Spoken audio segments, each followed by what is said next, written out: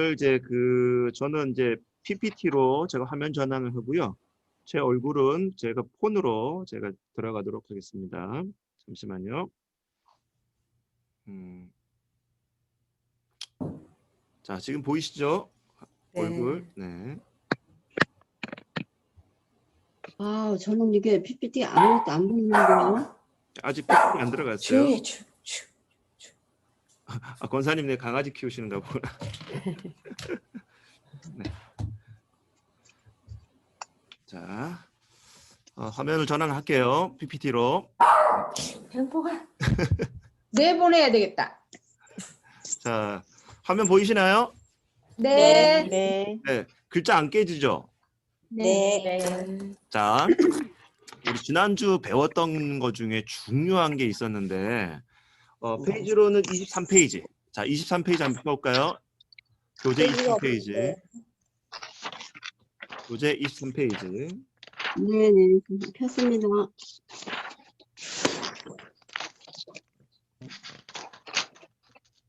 자,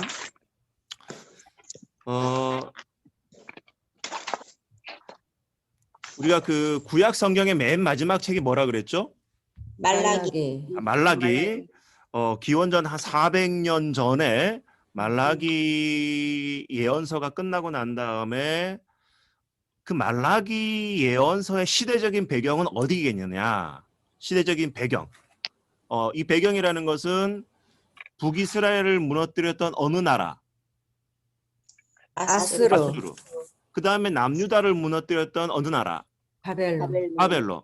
그 다음 말라기 정도 되면 말라기서에 그 쓰여졌던 시대적인 배경은 어디다? 바사. 이 시대가 되는 거예요. 그러니까 아수르, 바벨론, 그 다음 제국이 이 메데와 바사, 소위 말하는 이 페르시아라는 바사라는 제국이 그 고대 근동 지방, 팔레스타인을 비롯한 메소포타미아 문명 지역의 커다란 제국으로 이제 남게 되는 거죠. 그때가 말라기 시대, 바사 시대, 이 시대적인 배경이에요. 그런 다음에 이 바사 시대가 무너지고 나서 그 다음 제국이 어느 시대다? 헬라 시대의 대표적인 그 개척자는 알렉산더 대왕. 우리가 이름 많이 들어봤잖아요. 이 알렉산더 대왕이 13년 동안 몽골까지 이르는 엄청난 정복 전쟁을 하고 난 다음에 일찍 33살에 단명한다 그랬잖아요. 33살에 단명하고 난 다음에 이 알렉산더 대왕이 차지했었던 그 땅을 두 부하가 나눠 갖게 되죠. 프톨레미라는 그 부하와 셀류쿠스라는 이 두 부하가 각각의 왕조를 이루게 되어지면서 프톨레미아 왕조, 셀류쿠스 왕조를 이루게 돼 가지고 계속해서 이어지게 되죠. 처음에는 이 예수님이 이스라엘에 살고 있었던 그 팔레스타인 지역은 처음에는 프톨레미아 왕조에 들어가 있다가 100년이 지나고 난 다음에는 이 셀류쿠스 왕조로 또 이관이 된다 그랬죠. 뺏긴다 그랬죠. 셀류쿠스 왕조에게. 근데 이 셀류쿠스 왕조 때 안티오쿠스 3세라는 못된 왕이 그 성전에 그리스 우상들을 섬기게 하고 돼지 피를 뿌리게 하면서 성전을 막 오염시켰단 말이에요. 그래 가지고 이 유대인들 중에 마따디아라는 제사장 집안의 사람들이 들고 일어났어요. 그죠? 그 중에 셋째 아들, 마따디아 제사장 집안의 셋째 아들 마카비라는 아들이 특히 앞장서 가지고 일으킨 그 혁명을 통해 가지고 잠시 독립국가가 돼버리죠. 그죠? 그리고 나서 이 마따디아, 마카비 이 집안이 이룬 왕조가 뭐다? 하스몬 왕조. 그죠? 자, 여기 이 하스몬 왕조가 세워지게 되어지면서 중요한 명절이 생긴다 그랬어요. 신약 시대에. 성전을 깨끗하게 치워져 가지고 기념한 절기. 무슨 절? 수전절이라는 명절이 이때 생긴다라는 거죠. 이해되시죠? 그러니까 돼지 피가 뿌려졌던 그 성전을 다 닦아내고 그리스 그 우상들을 다 쫓아내고 그 이 셀류쿠스의 그 가문들의 사람들을 다 쫓아내면서 하스몬 왕조가 독립한 때 이스라엘의 또 다른 독립기관이 되는 거죠. 그러다가 로마의 폼페이우스 장군에게 기원전 63년에 이 성전이 완전히 무너질 정도로 이 하스몬 왕조가 무너지게 되어집니다. 하스몬 왕조가 무너지게 돼요. 로마의 폼페이우스 그 장군에게. 그리고 회근영 권사님 잘 못 들어온다고 다음 시간 들어온다. 큰일 났네. 일을 어쩌시나. 아이고 참. 자, 아무튼 이 폼페이우스 황제 저기 장군에게 무너졌던 로마 저기 이스라엘의 성전은 두 번째 수르바벨의 성전이었던 거죠.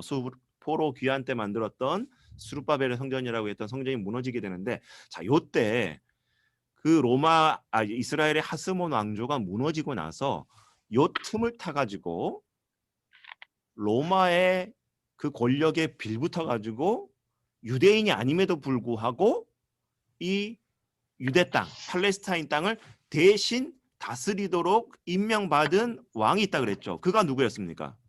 헤롯 대왕. 그렇죠. 헤롯 대왕이었던 헤롯 거죠. 대왕. 예수님 태어나는 그 마태복음 기사에 동방 박사들이 찾아가가지고 베들레헴에 유대인의 왕이 태어날 것이요 했을 때에 이 대헤롯이 움찔해가지고, 그죠? 아이들을 다 죽이라고 명령했었던 그 헤롯이 바로 헤롯 대왕이었던 거예요. 헤롯 대왕. 정확하게 얘기하면 유대인도 아니고 이두메 지역. 거슬러 올라가면 그 구약 시대 에돔 사람의 후예로서 이두메 출신이라고 그러는데, 이두메, 그때 당시 이두메라고 불려지는데, 이 이두메 출신이었던 이 헤롯 대왕이 자기 할아버지 때부터 로마의 권력에 빌붙어 가지고 그 로마의 그 힘을 잇고 팔레스타인 땅을 유대인을 로마 사람 대신 다스렸던 집안이 바로 이 대헤롯 집안이었던 거예요. 자, 이때 당시에는 대헤롯이 폼페이우스 장군이 무너뜨렸던 그 성전, 예루살렘의 성전을 자기가 유대 사람 출신이 아니니까 유대를 다스리기 위해서 유대인의 환심을 사기 위해서 기원전 19년부터 이 무너졌던 예루살렘의 성전을 다시 재건축하는 일을 했던 사람이 바로 대헤롯이었던 거예요. 자, 기억하십시오. 무너졌던 그 수르바벨 성전을 다시 기원전 19년에 유대인의 환심을 사기 위해서 건축했던 사람이 누구다? 헤롯 대왕. 네, 헤롯. 자, 그런데 여러분, 예수님께서 오늘 좀 이따 보겠지만 요한복음에 보다 보면 이 성전을 헐라, 내가 이 성전을 사흘 만에 다시 지으리라 했던 거 기억나시죠? 네. 예루살렘 성전에 들어가 가지고. 네. 그러면서 유대인들이 뭐라 그러냐면, 제사장들이 뭐라 그러냐면, 이 성전이 건축되고 있는지 46년이 되도록 다 못 짓고 있는 이 성전을 이 예수라는 당신이 무슨 힘으로 이 성전을 헐고 사흘 만에 다시 짓는다고 하느냐 하면서 질문하는 내용들이 요한복음 2장에 나와요. 좀 이따 보다 보면은 바로 이 얘기예요. 46년 동안 지어지고 있다는 것은 이 대헤롯이 기원전 19년부터 계속해서 예수님이 공생에 하는 기간 동안에도 이 성전이 완성이 됐다 안 됐다? 안 됐다는 거예요. 어마어마하게 큰 건축이었기 때문에.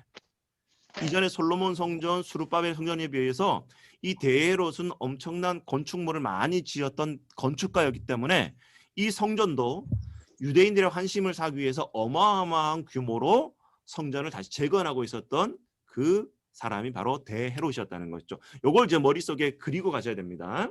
자, 그러고 나서 이 헤롯 대왕, 여기 지금 노란색 보이시죠? 헤롯 대왕의 아들들이 쭉 있어요. 근데 여기 보다 보면 아케올라오, 헤롯 안티파스, 빌립 2세 이런 사람들은 헤롯 대왕이 죽고 난 다음에 그 예수님이 살고 있었던 그 이스라엘 땅을 아버지를 대신해서 구역을 나눠 가지고 다스렸던 왕들을 뭐라 그런다? 분봉왕. 그죠? 기억나시죠? 그 중에 이 아켈라오. 자, 여러분 아켈라오라고 혹시 기억나셔요? 이거 맞추신 분 제가 BHC 치킨 한 마리 쏴드릴게요. 아켈라오. 어느 성경에 나오는 것 같습니까? 누가복음. 누구예요, 권사님? 김미성 수원입니다. 김미성 권사님, BHC 제가 좀 이따가 전화번호 알려드릴게요. 자, 맞아요. 아켈라오가 누가복음에 보면은 예수님께서 태어나시잖아요. 태어나시고 나서 잡힐 때. 태어나실 때. 태어나시고 태어나실 나서 때. 헤롯 대왕이 먼저 죽고 나서 그 다음에 자 누가복음 한번 펴봅시다. 안 되겠어. 같이 보면서 얘기해야겠네요. 누가복음 초반으로 갑시다.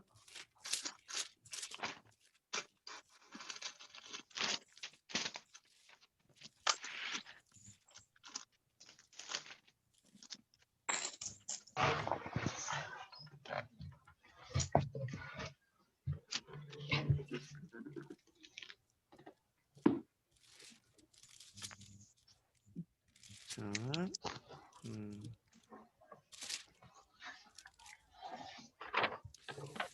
자, 어디를 보시냐면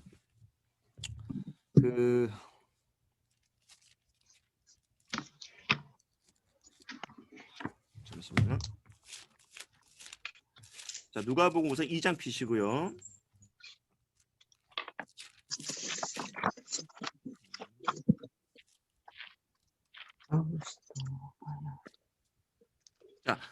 자, 김미성 권사님 아까 누가복음이라 그러셨잖아요. 자, 그런데 누가복음 틀렸어요. 마태복음입니다. 취소됩니다. 저도 순간적으로 착각해가지고 맞다 그랬네. 자, 먼저 마태복음 2장 필게요. 마태복음 2장 19절. 마태복음 2장 19절. 자, 마태복음 2장 19절 찾아볼까요? 네. 아킬라오 21절. 자, 19절부터 제가 읽을게요.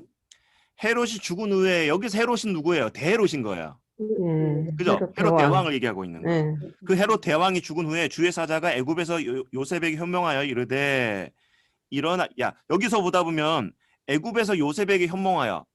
그러면 요셉하고 지금 마리아하고 예수님이 어디로 가 있다는 거예요? 애굽. 왜 애굽으로 내려갔죠, 여러분? 애굽으로. 그 주의 사자가 저기 헤롯 왕이 저기 뭐야 그렇죠. 그 호적 때문에 갔나? 죽이려 그랬어. 죽일라 그랬잖아요. 헤롯 대왕이. 죽이려고. 헤롯 왕이 죽이려 그래서 자, 피시하고. 잘 들어보세요. 지금 정치적으로는 이 유대 땅의 통치자, 이 왕은 누군 거예요? 정치적으로. 헤롯 대왕. 헤롯 대왕이에요. 근데 동방박사들이 와가지고 뭐라 그러냐면 유대인의 왕이 태어날 것이다. 베들레헴에서. 이러니까 헤롯 대왕이 정치적으로 열을 받을까요? 안 받을까요? 봤죠. 맞죠? 그러니까 헤롯 대왕이 뭘 명령한 거예요? 아이들 다 죽여라. 그러니까 그 소문을 듣고 요셉과 마리아는 어디로 피신했다? 애굽으로 피신한 거예요. 이해되시죠? 네. 자, 그리고 이제 애굽으로 피신하기 전에 먼저 예수님이 태어나신 곳은 베들레헴이에요. 그죠? 네. 자, 성경을 보다 보면 요셉과 마리아는 어디서 살고 있었습니까? 강남구 세곡동 아니에요? 베들레헴. 갈릴리 나사렛 살고 있다가 있다가 뭐 하기 위해서 베들레헴으로 온 거죠? 호적 조사하러 베들레헴. 그러니까 이 요셉이 다윗의 가문의 출신이다 보니까 자신의 그 고향에 가가지고 동사무소 가서 호적 신고를 해야 되잖아요. 베들레헴 주민센터에 가가지고. 그러니까 이 호적 신고를 하기 위해서 베들레헴으로 내려왔다가 거기서 아이를 낳은 게 예수님이고, 그리고 이 아이가 태어났는데 가만히 소문을 듣자 보니까 어디의 왕이 될 것이다. 유대인의 왕이 될 것이다. 이 얘기를 들었던 대헤롯이 열받아가지고 화가 나가지고 부하들을 풀어가지고 그때 태어난 아이들을, 베들레헴에 태어난 아이들을 다 모아라. 죽여라. 그러니까 피신해가지고 어디로 내려갔다. 애굽으로. 이해되시죠? 네. 여러분 크리스마스라고 그냥 무조건 우리가 그 산타크로스 모자만 기뻐할 게 아니라 예수님이 태어나시게 될 때 이런 우여곡절을 머릿속에 그리셔야 돼요. 자, 애굽에 내려갔어요. 그리고 나서 19절에 그 대헤롯이 죽으니까 이제 어떻게 하는 거예요? 20절. 일어나 아기와 그의 어머니를 데리고 이스라엘 땅으로 가라. 그죠? 아기의 목숨을 찾던 자들이 뭐 했다? 죽었느니라. 요셉이 일어나 아기와 그의 어머니를 데리고 어디 땅으로 들어가니라? 이스라엘. 이스라엘 땅. 자, 그다음 보세요. 22절에 보다 보면 그러나 아켈라오가 그의 아버지 헤롯을 이어 어디에 임금됨을 듣고 유대. 유대의 임금됨을 듣고 거기로 가기를 무서워하더니 꿈에 지시하심을 받아 어디로? 갈릴리 지방으로 떠나가. 자, 여기서 보세요. 22절에 보다 보면 유대의 임금이라고 돼 있잖아요. 네. 이때부터는 분봉왕 체제인 거예요. 유대 지역은 누구? 아켈라오. 그 다음에 저쪽 갈릴리와 사마리아와 그 사마리아 옆에 있는 그 이두메 지역은 누구? 헤롯 안티파. 이해되시죠? 그리고 네. 요단강 건너편에 있는 요단강 동쪽은 누구? 빌립 2세. 이런 사람들이 그 헤롯 대왕의 아들들이 헤롯 대왕이 죽고 난 다음에는 유대 지역, 갈릴리와 사마리아, 그 다음에 요단 동편에 있었던 베레아 지역 같은 곳을 나눠서 다스렸던 분봉왕 체제가 됐던 거예요. 이해되시죠? 네. 자, 그래서 22절에 보다 보면 이 아켈라오, 특별히 예루살렘과 베들레헴이 속해 있었던 이 유대 지역을 다스리고 있었던 분봉왕의 아켈라오인데 이 아켈라오가 소위 말해서 못된 분봉왕이었던 거예요. 그러니까 이 아켈라오를 두려워한 나머지 예수님의 어머니와 아버지 요셉은 어디로 갔다는 거예요? 자신의 그 고향이었던 베들레헴으로 돌아간 게 아니라 자신들이 처음에 살고 있었던 어디로? 갈릴리 나사렛으로 올라간 거예요. 이해되시죠? 자, 누가복음 2장 가볼게요. 그래서 누가복음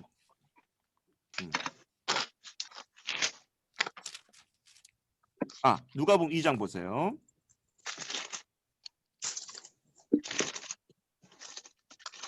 자, 제가 좀 전에 설명했던 것들을 증명하는 이제 보완되는 말씀인데 2장 1절에 보다 보면 그때에 가이사 아우구스도가 영을 내려 천하로 다 호적하라 하였으니 여기서 가이사 아우구스도 우리가 그 로마 황제를 보통 뭐라 그래요? 시저라 그러잖아요. 시저 황제.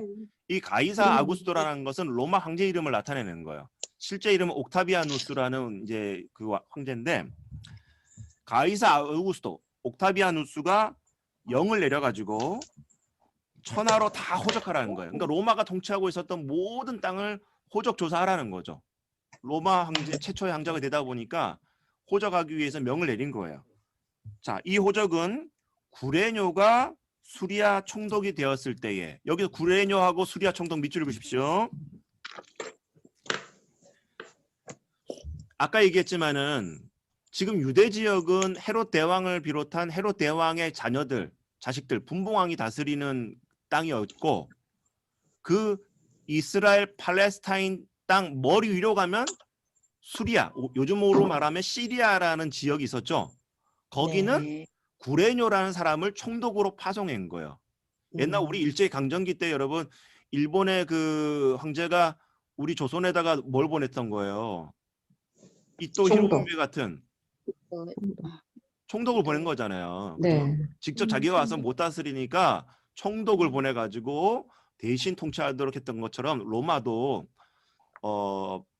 이 팔레스타인 땅, 이스라엘 땅은 헤롯 대왕 가문이 다스리고 있으니까 그 위의 지역이었던 수리아, 시리아 지역은 누가? 구레뇨가. 이때 이제 호적 조사가 일어나게 된 거예요. 팔레스타인 땅까지 포함해서. 자, 3절 모든 사람이 호적하러 각각 고향으로 돌아가매 요셉도 다윗의 집 족속이므로 어디서? 갈릴리, 나사렛 동네에서 어디를 향하여? 유대를 향하여 베들레헴이라는 어디로? 다윗의 동네. 자, 그러면 아까 얘기되죠. 마리아와 요셉은 지금 어디서 출발했던 거예요? 갈릴리, 나사렛. 그죠? 뭐하러? 호적하러, 호적 조사하러, 호적 등록하기 위해서 어디로? 베들레헴으로. 그리고 베들레헴에 가서 예수님을 마구간에서 태어나게 했잖아요. 그죠? 근데 헤롯 대왕이 뭐 한다? 아이를 다 죽이라니까 어디로 피신했다? 애굽으로. 그리고 애굽에 있다 보니까 헤롯 대왕이 죽고 이 아들들이 이제 분봉왕 체제로 다스리고 있는 거예요.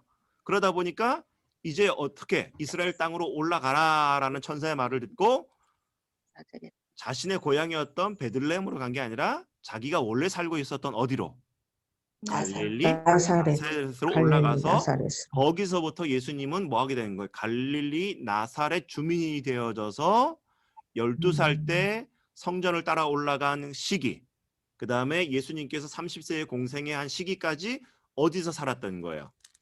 갈릴리 나사렛. 이해되시죠? 네. 자, 우리가 여러분 그 본적이라 그러잖아요. 아버지의 네. 고향, 그지? 그죠? 본적이라 그러잖아요. 옛날에. 네. 저는 강원도 동해 태생이지만 아버지의 고향이 저기 전북 부안이라 해가지고 저희 본적이 어디냐 물어보면 뭐라 그러냐면 전북 부안입니다 이렇게 얘기하는 거예요. 그죠? 그런 것처럼 예수님도 실제 사는 곳은 갈릴리 나사렛이지만은 본적이 어디가 되는 거예요? 베들레헴. 네. 유대 지역의 베들레헴이 되는 거죠. 이해되시죠? 네. 자, 요런 이제 그런 지리와 도로 이제 그런 호적 관계를 알고 보셔야 되고요. 제가 지난주에 이제 설명드렸듯이 이 대헤롯 시대와 예수님이 태어난 시대, 그다음에 예수님의 이 공생의 시대에 그 예수님을 둘러싼 수많은 그런 분파들, 종파들이 있었다 그랬죠. 정치적으로나 종교적으로. 요걸 꼭 머릿속에 기억하셔야 됩니다. 이 대헤롯 가문하고 분봉왕 헤롯 자녀들하고 가까웠었던 유대인들을 뭐라 그래요? 헤롯 땅이라고 그랬다고. 헤롯 땅, 헤롯 땅, 헤롯 땅. 25페이지 피시면 25페이지. 네. 열심히. 유대인이지만 유대인의 자존심을 버리고 그냥 이 헤롯 가문이 로마하고 친하니까 로마가 그냥 유대인들을 좀 커버해주고 이 땅에 별 무리가 없도록 이 헤롯 가문을 통해 가지고 잘 이렇게 좀 현상 유지하려고 했었던 그런 당이 헤롯 땅. 자, 그 다음에 어떻게든 쿠데타를 일으키고 칼과 무기를 허리에 차고 우리의 소원은 국가의 독립이요 하면서 열심당. 그렇죠. 열심당. 그 예수님의 12제자 중에 대표적인 인물은 누구였던 거예요? 가론 유다. 그렇죠. 가론 유다와 같은 사람들이 열심당원. 그 다음에 조금 종교적으로 이제 넘어가면은 아까 하스몬 왕조 기억나시죠? 하스몬 왕조. 네. 마카비 혁명 때 잠시 독립국가를 이뤘던 하스몬 왕조의 집안은 다윗과 같은 그런 다윗 왕의 족보가 아니라 그 대제사장의 집안의 가문이었어요. 대제사장의 가문. 하스몬 왕조 때는. 그때 이 사람들이 그 폼페이우스 장군에 의해서 하스몬 왕조가 무너지고 나서 왕이라는 칭호는 잃어버렸지만은 대제사장이라는 직분은 유지하게끔 해줬어요. 종교적으로. 대제사장. 그러니까 종교적인 리더십을 부여를 했죠. 로마가. 그러면서 그런 종교적인 기득권을 갖고 대제사장, 종교적인 리더십을 갖고 기득권을 갖고 있었던 종교적인 종파가 누구다? 사두개인. 사두개인이었던 거예요. 자, 여러분 여기 이제 참고로 기억하셔야 돼요. 사두개인은 부활이 있다고 믿었을까요? 없다고 믿었을까요? 없다고. 없다고 믿었어요. 자, 여기서 이제 퀴즈가 나갑니다. 왜 없다고 믿었을까?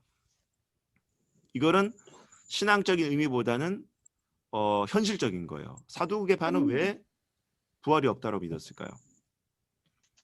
좀 이따가 이제 설명드리겠지만 이 사두개파는 종교적인 리더십, 대제사장의 가문의 사람이었지만 이 예수님 당시에는 엄청난 기득권 세력으로서 각종 부패와 연루되어 있던 사람들이 누구였던 거예요? 대제사장 가문, 이 사두개파였던 거예요. 그리고 엄청난 재물을, 그러니까 예배를 성전에 와가지고 제사를 드릴 때 소도 잡고 비둘기도 잡고 양도 잡아야 되잖아요. 그러면 원금각처에서 유대인들이 제사를 드려 성전에 올 때 그 각종 재물을 자기들이 살고 있는 곳에서 데리고 오는 게 아니라 예루살렘 성 안에 들어와 가지고 이 제수용품을 파는 데 가가지고 이 재물을 사야 되는 거예요. 근데 이 제수용품을 까다롭게 팔고 자기들 것만 팔도록 이 폭리를 가졌던 사람들이 누구였냐면 바로 이 대제사장 가문이었던 거예요. 자, 현실적으로 부를 누려요. 그러면 부활이 필요 있을까요, 없을까요? 현실에 만족하니까 부활이 없다고 믿는 신앙관이 돼버리는 거예요. 대제사장 가문들, 특히 사두개파는. 근데 예수님께서 바리새인들과 딱 사두개파를 딱 사이에 두고 논쟁을 붙이게 하잖아요. 어? 내가 죽었다 4일 만에 다시 살아나리라 했을 때 대제사장 측에서는 이게 말도 안 되는 소리고, 바리새파는 대단히 이게 중산층이거든요. 장사를 하거나 또 아니면 어느 정도의 그런 지식이 있는 그 세력층으로서 종교적인 그런 그 기득권은 사두개파가 가졌지만 민중들의 그런 종교적인 그런 그 경외를 받았던 사람들은 실제적으로는 바리새인이었어요. 왜? 철저하게 율법을 잘 지키고 의롭게 살아가려고 몸부림쳤던 사람들이다 보니까 민중의 리더, 민중의 존경은 누가 받았다는 거예요? 실제적으로 바리새인. 그러니까 늘 중산층이면서 어렵게 장사를 하고 또 생활을 하는 그런 바리새인들, 어떻게든 하나님의 율법으로 몸부림치려고 살다 보니까 이 바리새인들은 사두개파와 다르게 뭐가 있다고 믿는 거예요? 부활이 있다고 믿는 거예요. 이해되시죠? 그리고 이 바리새인들의 열심은 이 율법을 잘 지키면 하나님께서 그 잃어버렸던 이스라엘의 그 주권을 회복시키는 하나님의 그 의로운 때가 올 것이라고 철저하게 믿음으로 그 율법을 칼같이 지키려고 했었던 사람들이다 보니까 이 부활에 대한 소망이 더 강했던 거죠, 바리새파는. 그리고 이 바리새인들과 비슷한 율법을 해석을 하고, 자, 여러분 보세요. 모세의 그 시내산에서 받았던 율법. 여러분 그 모세가 그 율법을 받았던 산은 청계산이 아니잖아요. 그죠? 시내산이잖아요. 그 시내산에서 받았던 율법 조항을 613가지예요. 구약의 율법을 보다 보면 613가지. 자, 그런데 모세가 율법을 받았을 때와 그리고 지금 이 예수님 당시의 시간은 거의 2000년 가량이란 말이에요. 그럼 이 613가지의 율법을 2000년 뒤에 이 시대에 해석하려면 케이스 바이 케이스가 다르겠죠. 네. 예를 들어서 율법에는 안식일을 거룩하게 지키려 해가지고 일하지도 마라 그랬단 말이에요. 그러면 예수님 당시에는 이 율법을 어떻게 해석했냐면 어디까지 걷는 게 일이냐, 2km 이상은 걸으면 안 된다는 거예요. 도보로 2km 이상 걸으면 그건 노동으로 간주하는 거예요, 예수님 당시에. 자, 그러면 요즘에 여러분 우리는 어떻게 적용이 돼야 될까요? 자, 2km 안 걸어. 그러면 차를 몰고 2km 가는 거는 율법을 어기는 걸까요? 안 어기는 걸까요? 그건 모르는 거예요, 저희들은. 이런 문제를 해석해주고 율법에 대해서 적용해주는 사람이 누구였냐면 정리해주는 사람이 바로 서기관이었던 거예요. 이해되시죠? 네. 자, 그래서 시대가 변할 때마다 그 613가지의 모세의 율법을 해석하고 적용해주는 그런 판관과 같은 역할을 했던 사람이 바로 서기관. 그리고 그런 적용, 율법 규정집을, 사례집을 정리했던 사람이 누구였다? 서기관. 이해되시죠? 자, 그 다음에 이 사두개파가 기득권을 갖고 있었던 대제사장 측의 가문의 사람들이었다면 대제사장, 그러니까 제사장의 가문이었지만 적어도 우리는 사두개파처럼 기득권을 가지고 폭리의 물질에 눈이 멀어가지고 살지 않겠다. 청렴하게 하나님의 나라를 기다리면서 거룩한 삶을 이 세상을 떠나서 살고 싶다라고 외치면서 들로 광야로 나갔던 사람들이 있어요. 그게 누구냐면 바로 에세네파예요. 자, 에세네파의 대표적인 인물이 누굴까요, 여러분? 세례 요한이에요, 세례 요한. 자, 세례 요한은 어느 집안의 사람이었을까요? 누가복음 힌트가 나와요. 그 예수님 친척이라고 했는데 그럼 다윗 그쪽 아닌가요? 자, 그렇게 생각하면 그거는 이제 목의 친척이죠. 왜냐하면 마리아가 예수님 요한의 어머니였던 누구? 엘리사벳을 찾아가잖아요. 네. 자, 목의 사이인 친척이 맞아요. 근데 이 요한의 아버지는 누구였어요? 요한의 아버지, 세례 요한의 아버지. 사가랴. 사가랴는 어디? 바로 제사장 가문의 사람이었죠. 제사장. 자, 그러니까 이해되시죠? 제사장 가문의 사람이었지만 이 세례 요한은 사두개파와 같은 삶을 살지 않고 어떻게 했던 거예요? 속세를 떠나가지고 소위 말해서 수도 생활을 했던 거죠. 고립 생활을. 그런 사람들이 누구였다? 에세네파. 자, 이해되시죠? 네. 자, 그런데 여러분 이제 여기서 중요한 질문 나갑니다. 되게 중요해요. 여러분 말라기 우리 구약의 그 어성경 읽어전에 3기 했던 분들은 말라기 4장을 같이 펴볼까요? 말라기 4장 다 같이 펴면서 구약 성경의 맨 마지막 예언이 뭐로 끝날까? 말라기 4장에 보다 보면 4장 5절 아마 기억하실 거예요. 우리 같이. 모세가 저기 선지자 엘리야. 선지자. 말라기 4장 5절 선지자 엘리야를 보낸다. 찾으셨나요? 네. 자, 우리 네. 저기 양승현 권사님 한번 4장 5절부터 나 지금 안경을 안 써가지고 기회예요. 그러면 저기 진광현 보셔서. 권사님 4장 5절부터 6절까지.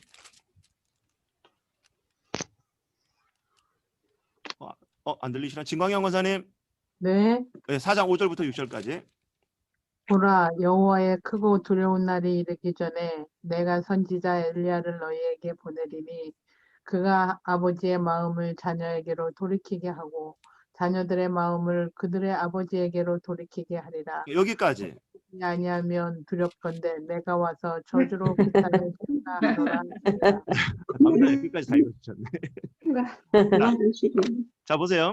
구약 성경의 맨 마지막 말라기의 예언이 뭐로 끝나냐면 보라 여호와의 크고 두려운 날. 이 날은 뭔 날이에요? 심판의 날이에요. 크고 두려운 날은. 그죠? 근데 그 날이 이르기 전에 심판의 날이 이르기 전에 내가 선지자 누구? 엘리야. 엘리야.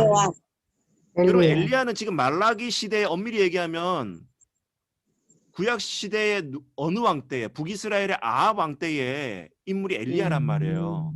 그럼 말라기보다 훨씬 이전의 인물인데 지금 말라기에서 뭐라 그러냐면 그 심판의 날이 오기 전에 내가 엘리야와 같은 사람을 너희에게 보내리니 이 말이에요. 응? 엘리야와 같은 인물을 보내리니 그 엘리야와 같은 인물이 뭔 역할을 하냐? 6절에 그가 아버지의 마음을 뭐로?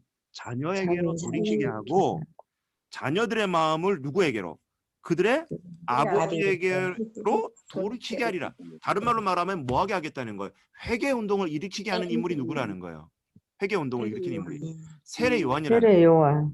세례 요한. 자, 그러면 여기서 말하고 있는 크고 두려운 날은 엄밀히 말하면 하나님의 마지막 메신저라고 할 수 있는 누구?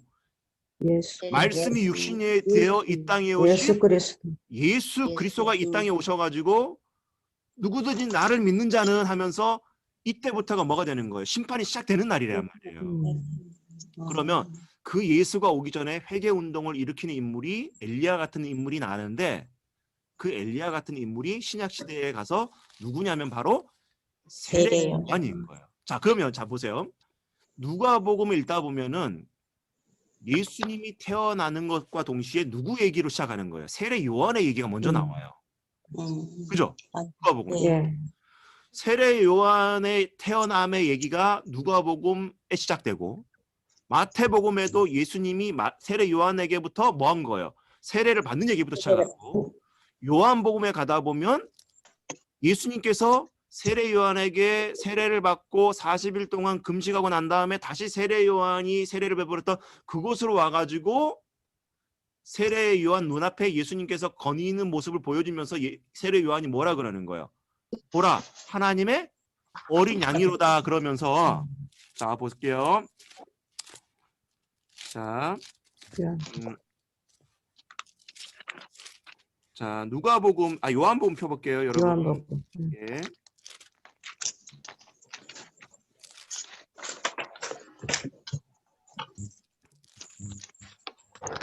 요한복음 1장 29절.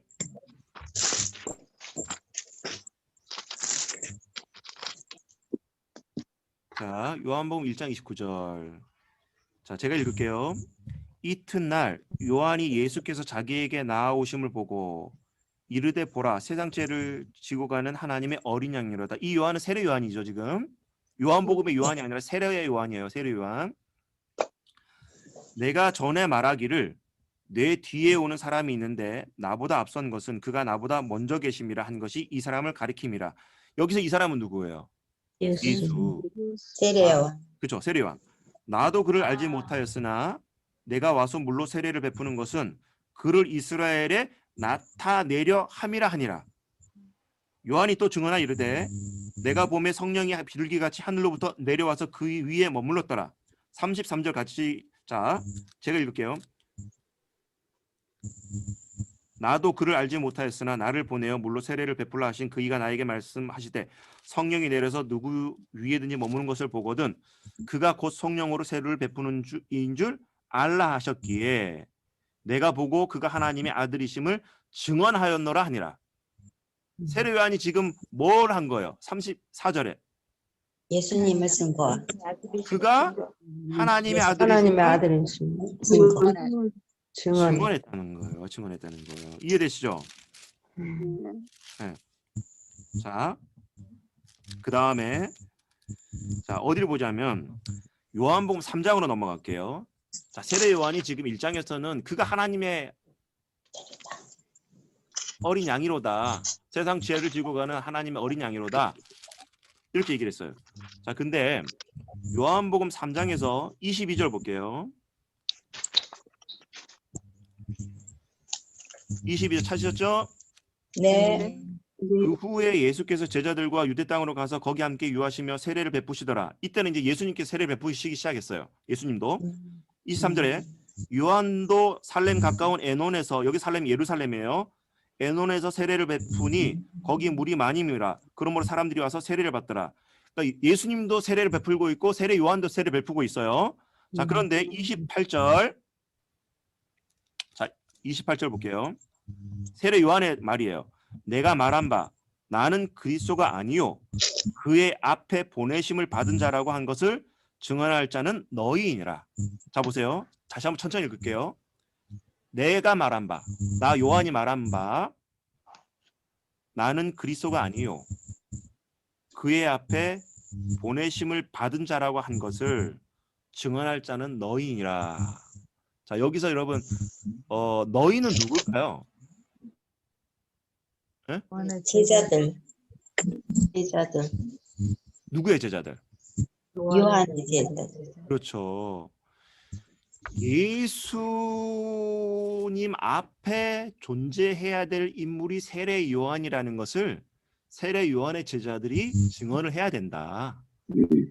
왜? 이 말은 다른 말로 말하면 구약 성경 말라기에 그 엘리야와 같은 모습으로 나타나 가지고 심판주로 오실, 또 다른 말로 심판주면서 동시에 구원자가 되시기도 하잖아요. 그 메시아가 오기 직전에 엘리야와 같은 모습으로 나타나야 될 인물이 있는데 그 인물이 나 세례 요한이라는 것을 너희 제자들, 세례 요한의 제자들이 증언을 해야 된다라고 강조해주고 있는 거예요. 이해되시죠? 네. 자, 그래서 30절 말씀 볼게요. 3장 30절 시작. 그는 흥하여야 하리. 행하여야 하겠고 나는 쉬어야 하리라 하니. 자, 이게 바로 세례 요한의 고백이었던 거예요. 그러면 이제 여러분 이게 우리가 그냥 지금까지는 그냥 놓쳤지만은 왜 누가복음에는 예수님 탄생보다 세례 요한의 태어나는 걸 먼저 얘기했을까? 그리고 왜 요한복음 처음에 예수님이 사역하는 것 시작부터 하지 않고 세례 요한이 세례를 주는 이야기부터 시작하고 있을까? 이해되시죠? 뭐와 연결되어 있는 거예요? 말라기. 그렇죠. 이 말라기와 연결되어 있는 거예요. 말라기와. 자, 이게 마이크가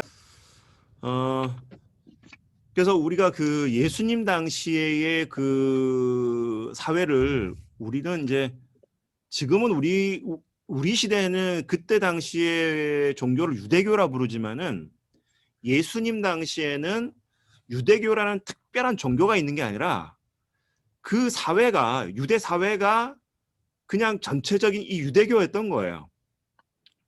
그러니까 유대교라는 종교라고 불려지지 않았지만 유대 사회가 이런 사두개인, 헤롯당, 열심당, 에세네파, 서기관, 바리새인과 같은 다 구약에서 내려왔던 그 여호와 신앙, 그리고 모세의 율법, 그리고 나라를 잃어버리고 하스모니안 왕조로 독립했을 때의 그 상황들이 다 정치적으로 종교적으로 대변되어져 가지고 그 모양새를 이룬 게 뭐다?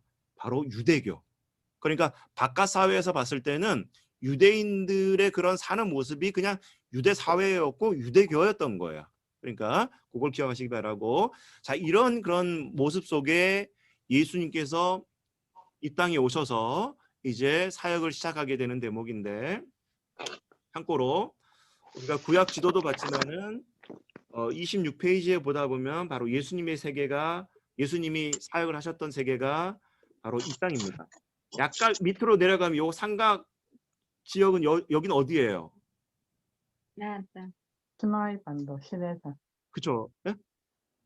시내산. 네. 그리고 여기는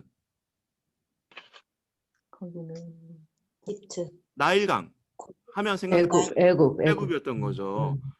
그리고 구약 지대를 보면 이렇게 애굽에서 내려갔다가 올라갔다가 이제 팔레스타인 땅까지 들어가는 구약의 모습이 나오고, 자, 이걸 봅시다. 오늘은 제가 조금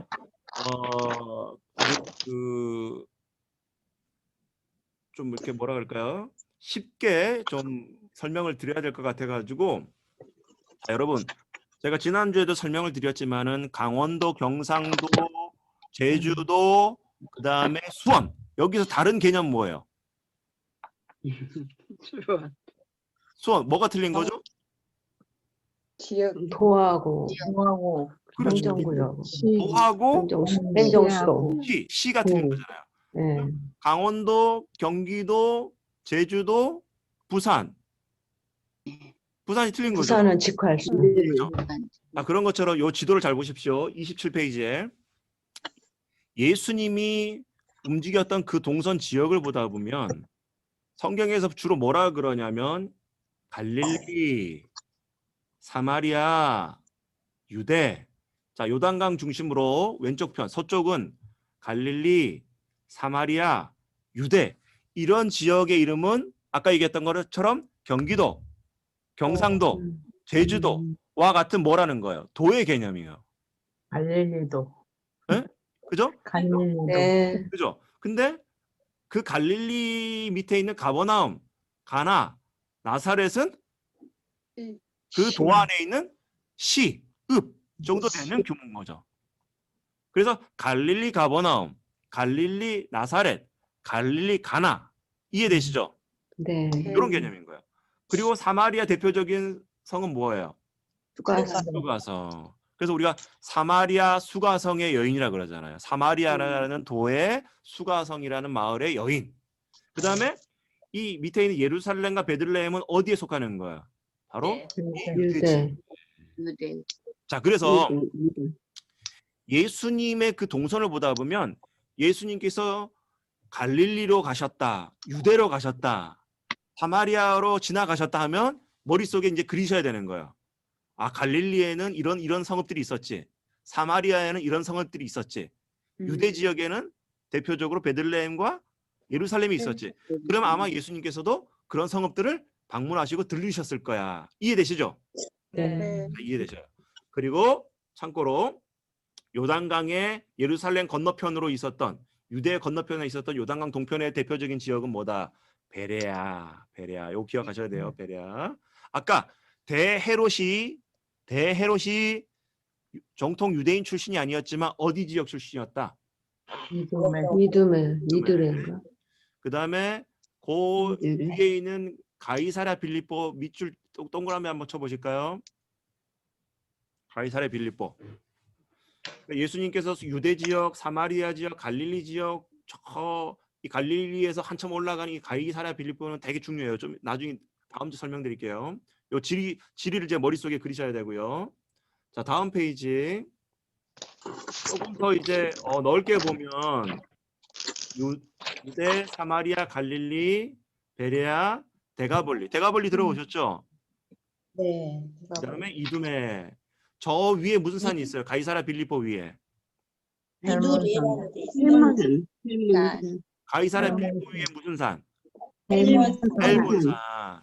제가 여기 보면, 자, 다음 페이지 한번 넘어갈게요. 29페이지 보세요.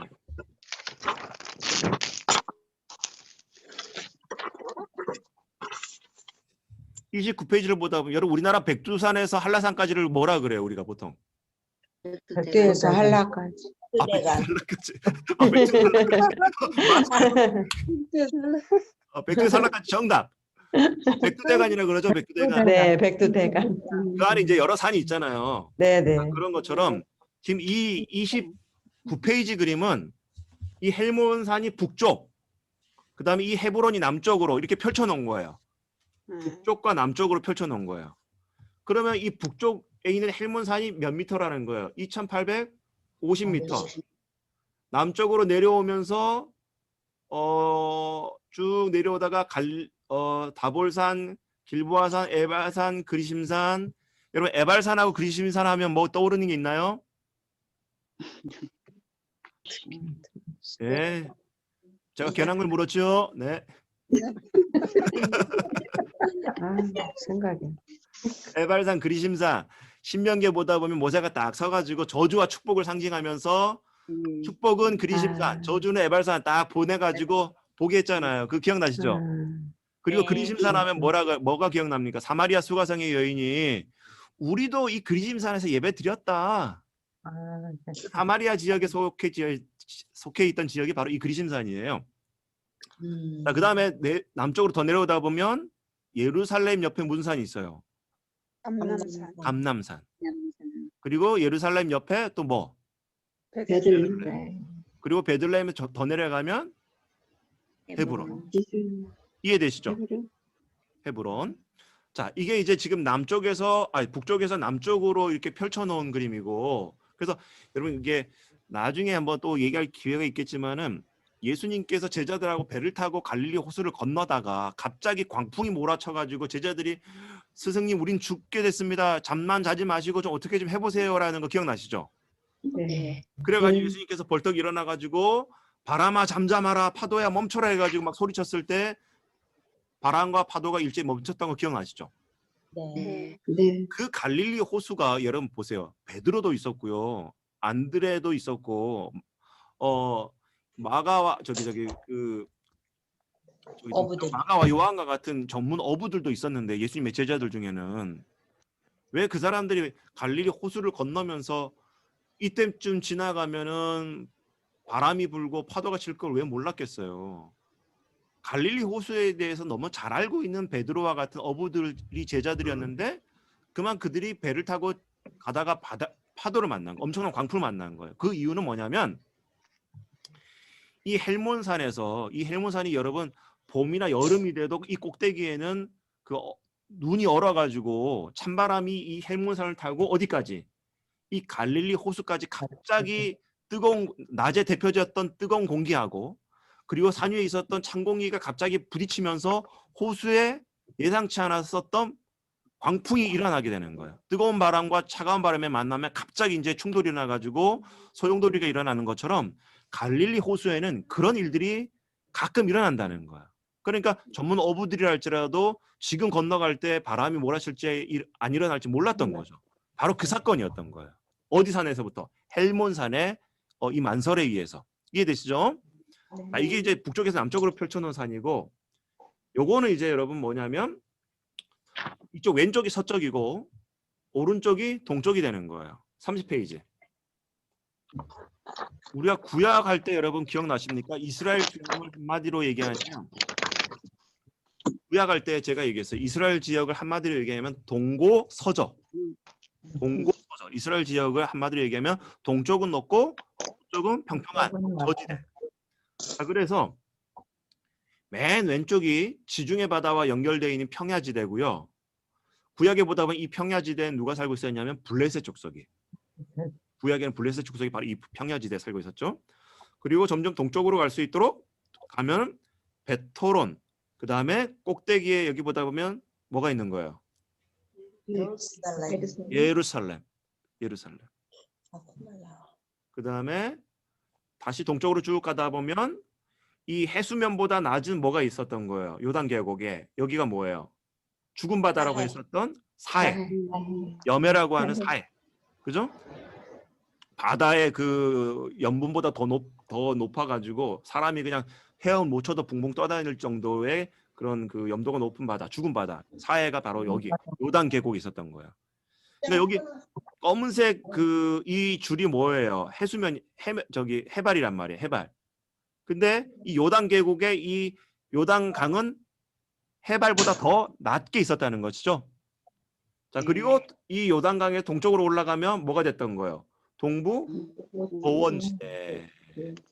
그래서 여러분 저기 모세가 이번 주에 목사님이 주일날 설교하셨나? 아마 그 모세가 이쪽 이 팔레스타인 땅 요단 서편의 땅을 바라보면서 나는 들어가지 못하는데 하면서 한탄했었던 그 산이 있었죠. 모세가 아무리 여러분 집하고 먼 산이라 할지라도 기억하시면 좋은데 느보산. 느보산. 그죠? 이 느보산이 바로 이 동부고원지대. 그죠? 바로 이쪽 동쪽에서 여기를 바라본 거예요. 예루살렘이 있었던 이 서쪽 지역을 바라보면서 나는 못 가는데, 나는 못 들어가는데 후회하며 한탄했던 그 지역이 바로 이 동부고원지대라는 거죠. 이해되시죠? 이런 개념이 있는 거예요. 그러니까 이 동부고원지대에서 요단 계곡을 내려갔다가 서쪽으로 경사를 타고 올라가 가지고 이런 지역에 이제 그런 과정들이 있었던 거죠. 자, 이제 그러면 볼게요. 자, 볼게요, 여러분. 31페이지. 31페이지. 예. 31페이지.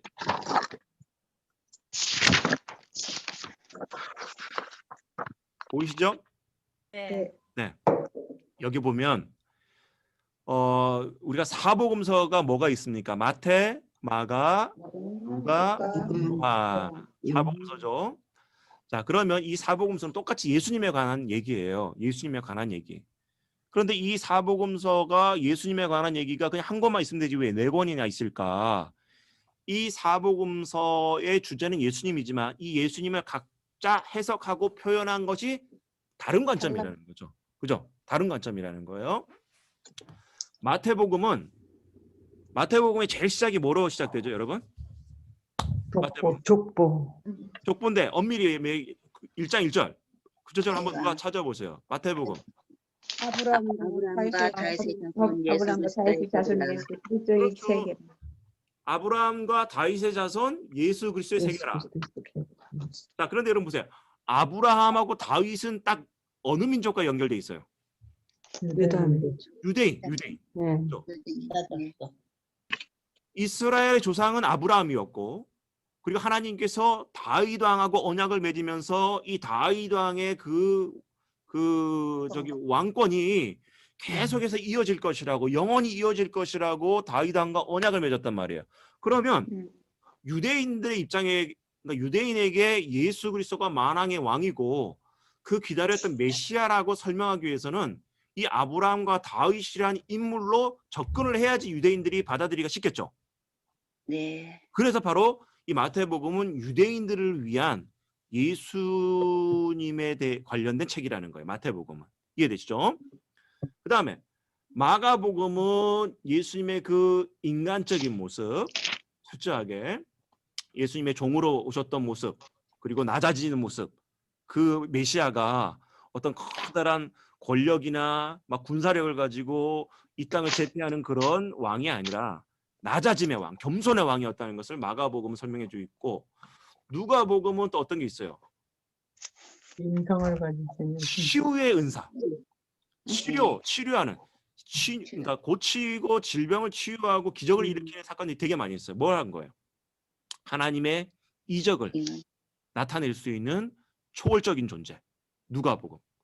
그리고 요한복음은 유대인이나 그 팔레스타인 지역의 사람들이 아니라, 아까 여러분 장학 퀴즈 찬스 나갑니다. 말라기 시대가 무슨 제국 시대에 속해 있었다 그랬죠? 바사 페르시아 시대. 그 시대 다음에가 무슨 시대가 왔다 그랬습니까? 로마. 헬라. 네, 헬라.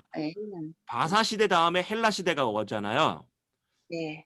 그 헬라 문화가 지금 로마가 저쪽에서 일어나고 있었지만은 이미 유럽 지역을, 그리고 예수님이 살고 있었던 이 팔레스타인 지역까지, 그리고 동쪽에 있었던 그 메소포타미아 문명의 지역에까지 가장 큰 영향력을 끼쳤던 문화가 뭐냐면 바로 이 헬라 문화예요. 예수님 당시에도. 그러니까 신약 성경을 헬라어로 번역을 했겠죠. 그런 것처럼 이 헬라 문화권에 있었던 그 사람들에게, 헬라 사상에 익숙해져 있던 사람들에게 이 예수님이 초월적인 존재고 알 수 없는, 그러니까 헬라 시대에는 여러 신이 있었잖아요.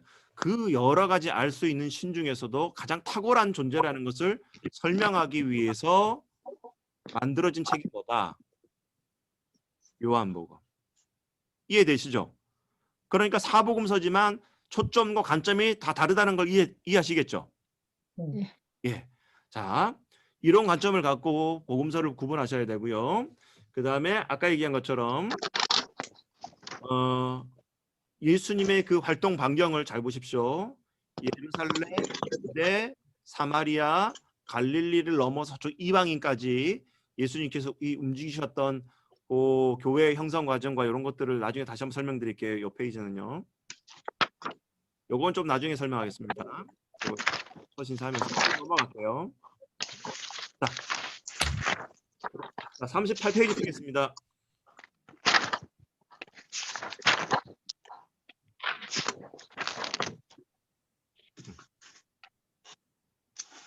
자,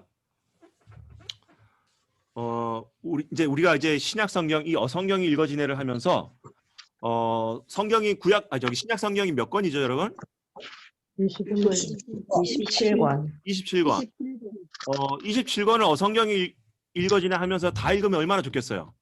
근데 현실적으로 그게 어렵기 때문에 저하고 이제 여러분들이 공부하는 방법은 우선 어떻게 하냐면 여기 두 번째 줄에 있는 요한복음과 사도행전 순서로 먼저 읽겠습니다.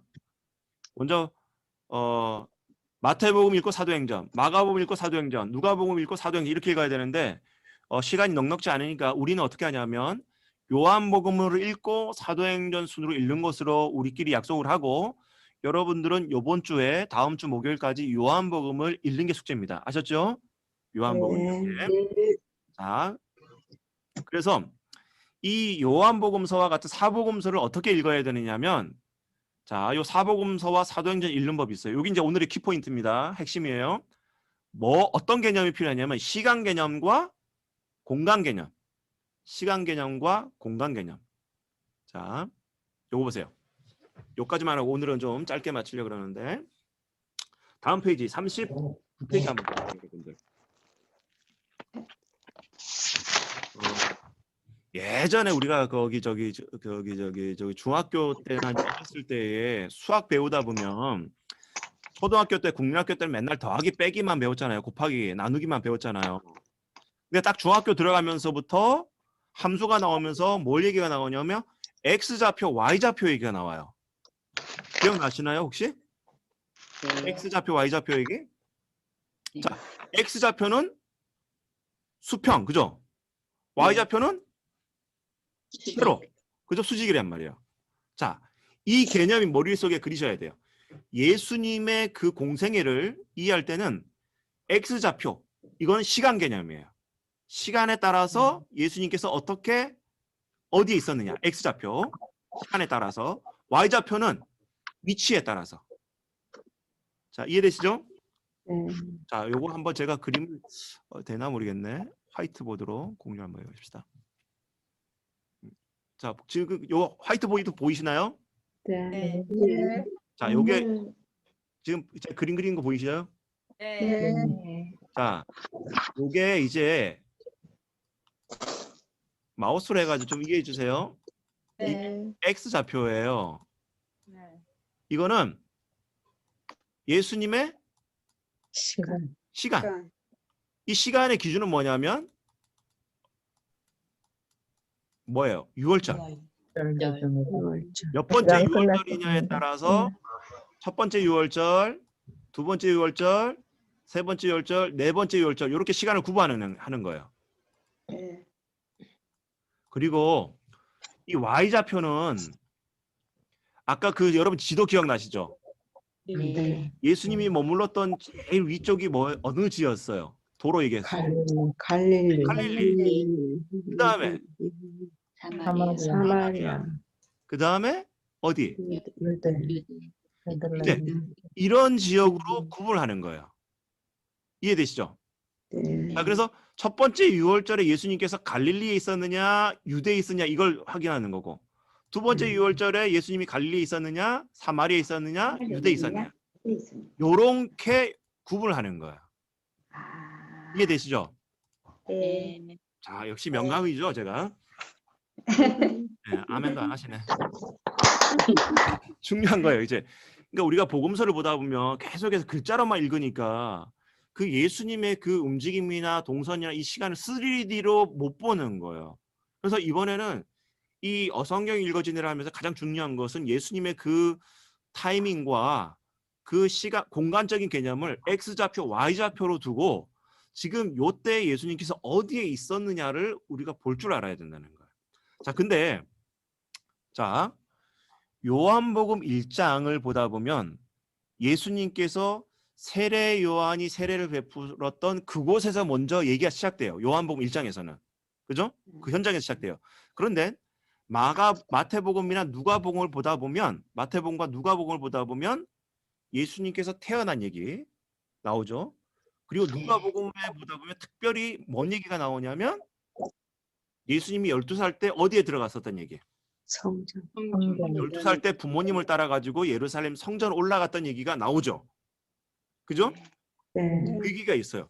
그래서 여기 이 지금 요 PPT 한번 보이시죠? 시간 개념 플러스 공간 개념 보이시죠? 네. 자, 보다 보면 지금 우리가 이제 다음 주에는 요 6월절 첫 번째 시간부터 얘기할 텐데 이게 사실은 공적인 사역의 시작이 아니라 이 6월절 첫 번째 앞에 예수님의 그 삶에 대해서 나타낸 앞에 짜투리 공생애가 있어요. 12살 때 성전에 올라갔던 얘기, 그 다음에 마태복음을 보다 보면 예수님께서 세례 요한에게 나타나가지고 뭘 받았던 얘기? 세례를 받았던 얘기.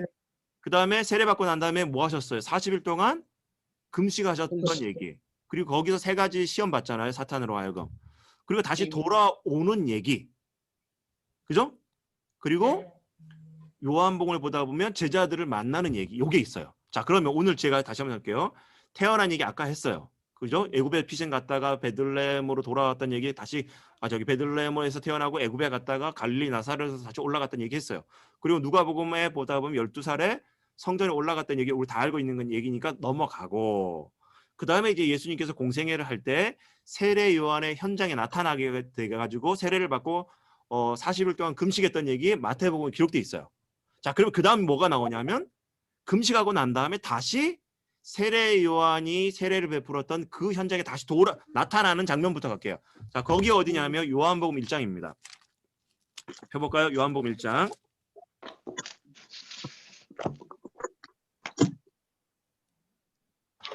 자, 요한복음 1장 펴볼게요.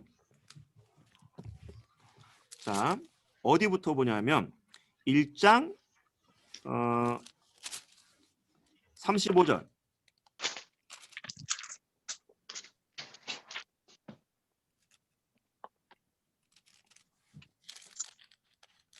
찾으셨죠? 네. 자, 1장 35절 보세요. 또 이튿날 요한이 제자 중에 2사람과 함께 섰다가 여기 2사람 한번 밑줄 그어보실까요? 2사람. 네. 이튿날 요한이 자기 제자 중 2사람과 함께 섰다가 여기서 2사람은 누구일까요? 그리고 여기서 요한은 누구예요? 35절의 요한은 세례 요한이에요. 세례 요한이 제자 둘과 같이 섰다고 기록돼 있죠. 제자 둘하고. 자, 근데 36절에 보세요. 예수께서 건의심을 보고 말하되 보라 누구다? 하나님의 어린 양이로다. 세례 요한의 얘기예요. 그리고 37절에 두 제자가 그의 말을 듣고 예수를 따르거늘. 자, 지금 여기서 두 제자는 그럼 먼저는 누구의 제자였다는 거예요? 요한의 제자. 그렇죠. 세례 요한의 제자였던 거예요. 세례 요한의 제자였던 둘이 세례 요한이 하나님의 어린 양이로다 하니까 그 세례 요한의 제자였던 2명이 지금 예수님을 다시 따라간 거예요. 이해되시죠? 자, 38절. 예수께서 돌이켜 그 따르는 것을 보시고 물어 이르시되 무엇을 구하느냐 이르되 랍비여 어디 계시나이까 하니 어디 계십니까? 라고 묻는 것은 쉽게 풀이하면 어디서 유숙하십니까? 어디서 숙박하고 계십니까? 이 질문이에요. 어디 계시나이까? 이 질문이. 자, 39절. 예수께서 이르시되 와서 보라. 궁금하면 나를 따라와 보라. 그러므로 그들이 가서 계신 데를 보고 그날 함께 거하니 때가 10시쯤 되었더라. 여기서 10시라는 건 오후 4시라는 거죠. 우리 시간으로 오후 4시. 자, 40절 볼게요. 요한의 말을 듣고 예수를 따른 두 사람 중에 하나는 시몬 베드로의 형 안드레라. 누구라고요? 두 제자 중에 하나가 누구였다는 거예요? 안드레. 누구의 형? 베드로의 형. 베드로 형. 자, 그러면 한 명은 안드레면 한 명은 누굴까요? 베드로. 사도 요한. 베드로. 한 명은 누굴까요? 베드로. 베드로? 요한. 시몬 바로 이 요한복음의 저자였던 요한인 거죠. 요한. 자기 이름을 안 나타내는 그런 습성들이 있는 거예요. 성경 보다 보면. 사도행전은 누가 썼어요? 사도 요한이요. 사도행전. 누가? 그렇죠. 사도행전은 누가 썼어요? 누가가 그 누가예요. 근데 네. 사도행전에 누가가라는 말이 있을까요, 없을까요? 없어요. 없어요. 사도행전을 보다 보면 바울의 여행을 쫓아다니면서 누가가 같이 갔더라 이런 얘기 하나도 없어요. 근데 사도행전이 왜 누가로 알 수 있냐면 바로 그 누가복음의 그 시작과 그리고 그 사도행전의 끝 수신자가 같다라는 것을 보고 우리가 누가가 썼다는 것을 알 수가 있는 것처럼 이 요한복음의 저자였던 요한이 바로 안드레와 함께 누구의 제자였다? 세례 요한의 제자였다라는 거죠. 자, 이해되시죠? 자, 그러면 지금 이제 두 명 제자를 이제 찾았어요. 사도 요한하고 누구? 안드레.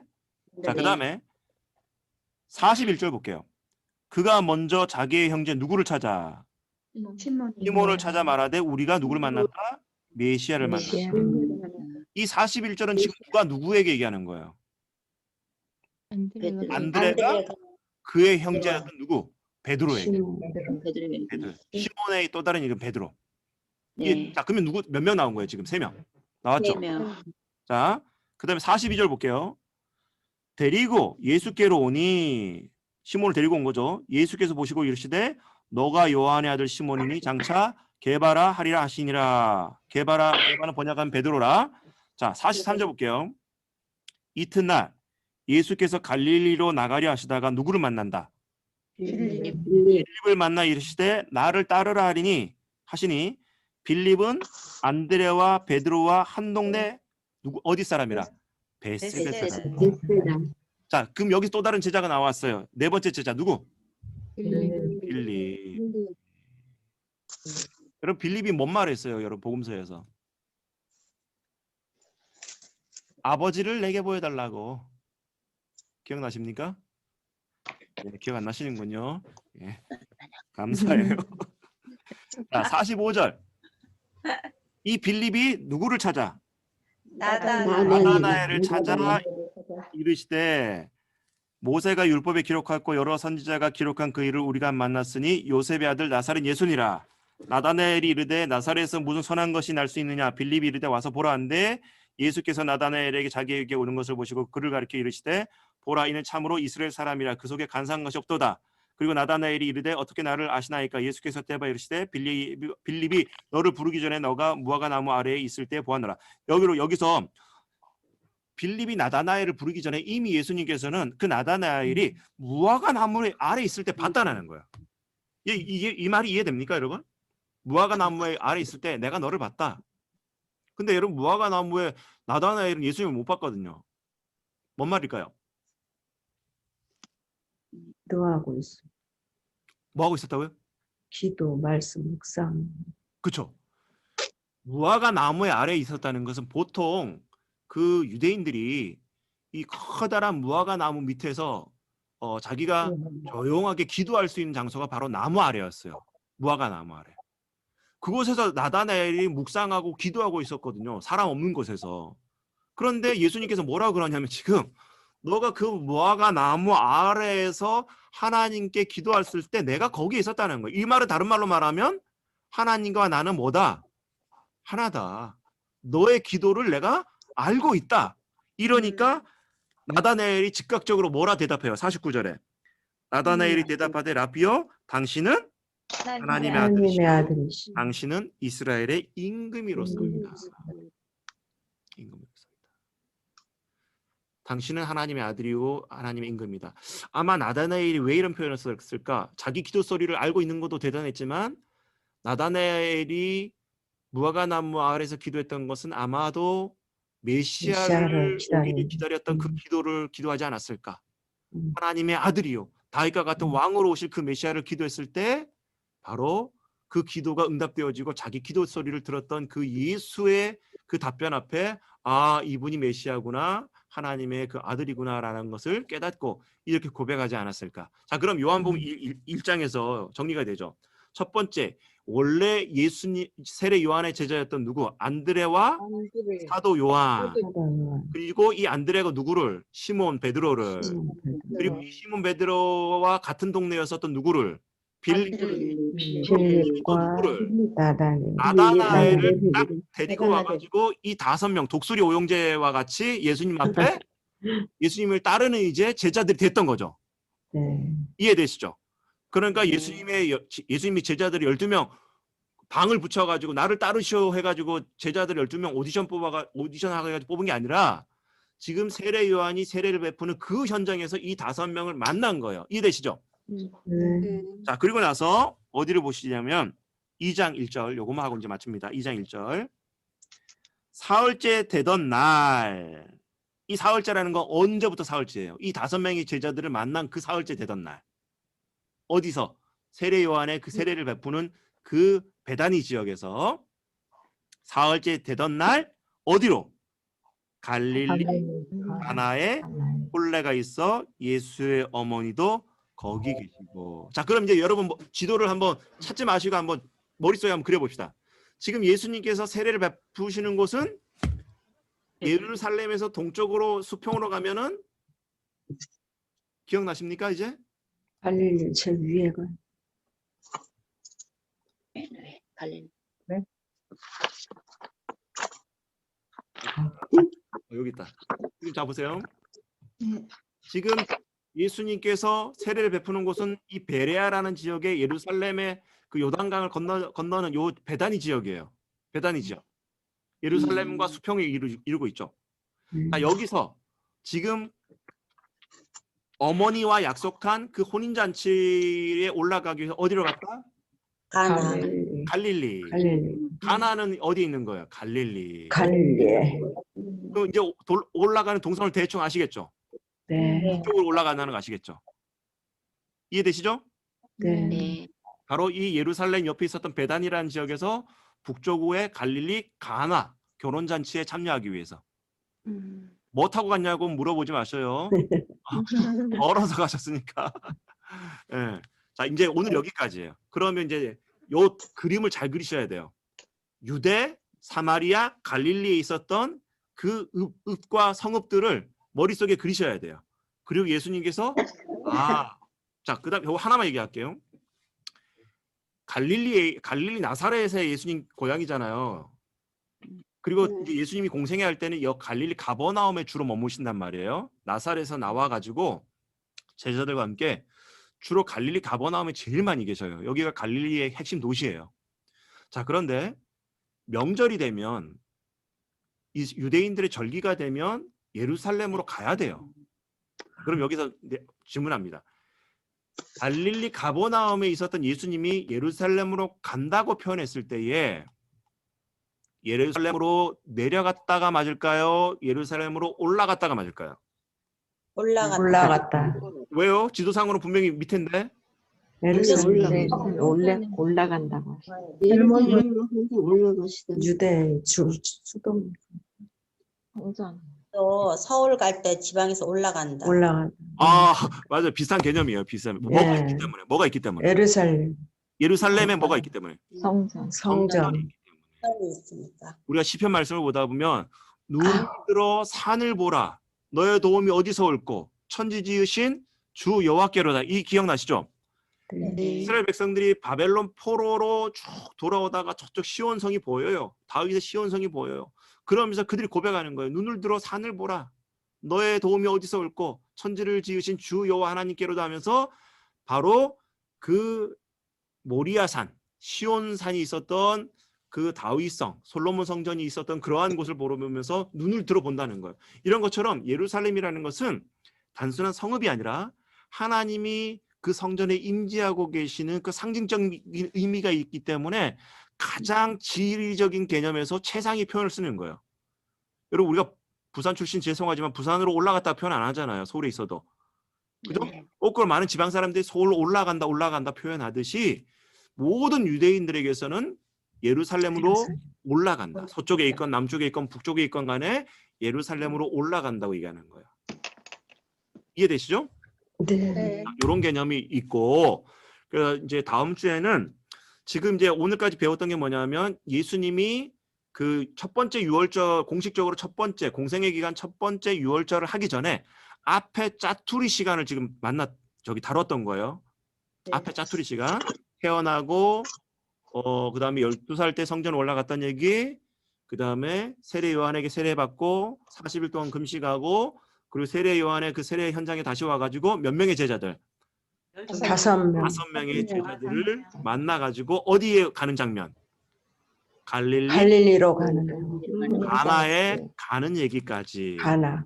자, 그러면 지금 그 세례 요한이 세례를 베풀었던 이 공간에서 갈릴리로 가나로 가는 것은 아까 X좌표, Y좌표에서 뭐가 되는 거예요? Y좌표 얘기가 되죠. 이해되시죠? Y좌표. 자, 오늘은 여기까지입니다. 예. 자, 수고하셨습니다. 네. 질문 있어요. 네, 질문요. 28페이지요. 몇 페이지요? 28페이지. 네.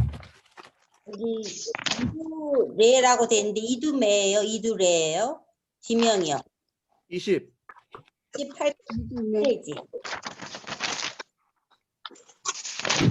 이두메. 17페이지. 예, 이두메. 네. 그 이두메라는 지명을 유대 밑에 지방도 이두메라고 그래요. 어디? 유대. 유대 밑에 지방도 이두메라고 그러는지요. 그래서 이게 이두레가 맞아요. 이두메가 유대 땅 밑에가 이두메고 여기 이두레가 맞아요. 이게 맞아요. 제가 잘못 생각했어요. 이두레 맞아요. 이두레고 밑에가 이두메고요. 네, 유대 지역 밑에가 옛날 에돔 지역이었던 거예요. 에돔.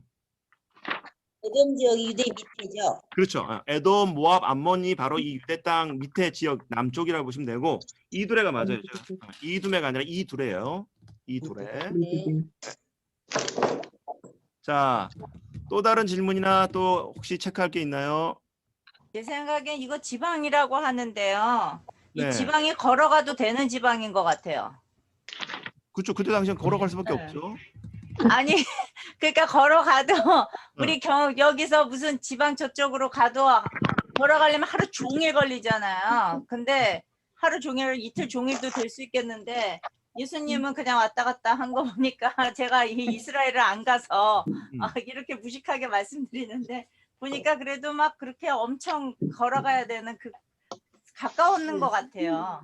근데 그 실제적으로 거리상으로는 네. 그 예수님이 도보로 움직이셨다고 전제를 했을 때 갈릴리 나사렛에서 예루살렘까지는 보통 한 달 보름 정도 걸린다 그래요. 도보로. 그러니까 이게 이 지역이 우리나라 땅으로 얘기하면 강원도보다 조금 작을까 그러거든요. 그러니까 강원도 무시하지 마셔요. 강원도 큰 땅이에요. 큰 땅이에요. 그래서 제가 추석 때 자전거를 타고 여기 서울에서 교회에서 청주까지 자전거를 타고 작년 추석 때 한번 가봤는데 엄마야. 거리상으로 126km잖아요. 네. 절대 가까운 거리 아닙니다. 아유, 아니죠. 그러니까 옛날 당시에는 그 자료를 보다 보면은 제가 나중에 다음 주에 한번 정확한 키로수를 대략 설명드릴 텐데 자료에 의하면 한 달에서 한 달 반 정도 그렇게 예루살렘에서 나사렛까지 오가셨다 그래요. 그러니까 이게 움직이는 게 여러분 지금 뭐처럼 뭐 하루 이틀 뭐 거지술래 며칠 다니고 이런 개념이 아니라 유대인들은 자신의 그 유월절이나 유대인들의 명절을 지키기 위해서는 생각해 보세요. 자기 생업을 내려놓고 그 명절을 지키려고 수십일 동안 거의 몇 달 동안 떠나 있다는 게 쉽지가 않지만은 왜 그렇게 올라갔을까? 이게 중요한 대목이에요.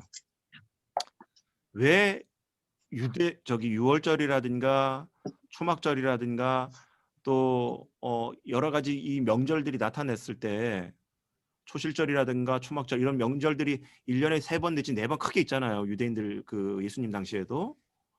왜 그렇게 모든 걸 내려놓고 심지어 예수님보다 더 먼 저쪽 애굽의 알렉산드리아나 이런 곳에서도 올라와요. 뭐 1년을 걸어서 아니면 뭐 말을 타고 왔든지 뭐 했겠지만은 엄청난 시간을 빌어서 왜 이 성전에 올라와서 제사를 드리고 돌아갔을까? 그거는 다음 주에도 얘기하겠지만은 지금 가장 이 유대인들에게 중요한 것은 율법을 지키느냐 못 지키느냐에 이 갈림길에 놓여져 있는 거야. 왜냐하면 나라를 잃어버린 것이 모세가 전해준 613가지의 그 율법을 제대로 지키지 못하고 이스라엘의 선민으로서의 그 정체성을 잃어버린 나머지 그들이 나라를 잃어버렸다고 생각해서 포로로 귀환했을 때의 에스라 시대부터는 그들이 다짐하고 다짐했던 게 뭐냐면 다시는 나라를 빼앗기지 않고 나라를 회복하기 위해서는 뭐 해야 된다? 우리가 율법을 철저하게 지켜야 된다는 이 율법에 대한 사상이 강조가 됐는데 이것이 예수님 당시에는 뭐가 되냐면 율법이 자신들에게 구원을 가져다 주는 걸로 오버가 돼버리는 거예요. 이해되시죠? 그러니까 예수님께서는 바리새인들을 가리켜서 손가락질했던 것이고 나무랬던 이유가 여기에 있었던 거예요. 그리고 그것을 넘어선 나머지 자기들이 민중의 그 존경을 받다 보니까 바리새인들은 마음에도 없는 의로운 행위를 하기 위해서 길거리에 서서 남들이 보는 앞에서 기도하기로 하고 마음에도 없는 의로운 것들을 막 가시적으로 나타내려고 했던 사람들이 누구였다는 거예요? 바리새인들이었다는 거예요. 이해되시죠? 자, 이런 개념이 있다는 걸 명심하시기 바라고 다음 주까지 숙제는 뭐다? 요한복음을 끝까지 읽어 오시는 것이 숙제다라는 것입니다. 아셨죠?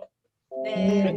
자, 그럼 오늘 마친 기도는 오늘 박순원 권사님 마친 기도해 주실까요? 사랑의 하나님 아버지 감사합니다. 부족한 저희들 하나님께 신약의 말씀을 공부하게 하시니 정말로 감사합니다. 저희들 그동안 말씀을 게을리하였는데 이제 하나님 말씀을 통해서 주님의 공생의 삶과 주님께서 하셨던 모든 일들을 잘 배우고 익혀서 주님의 몸된 교회에서 더욱더 사명을 잘 감당할 수 있도록 하나님 도와주시옵소서. 가르치는 우리 목사님과 배우는 우리 모두들에게 하나님 함께해 주셔서 마치는 시간까지 하나님 시간을 잘 내어서 공부할 수 있도록 하나님 모든 것을 합력하여 선을 이루어 주시옵소서. 감사드리며 예수님의 이름으로 기도드립니다. 아멘. 네, 다들 수고하셨고 한 주 동안 네, 편안하게 지내시기 감사합니다. 바랍니다. 수고하셨습니다. 감사합니다.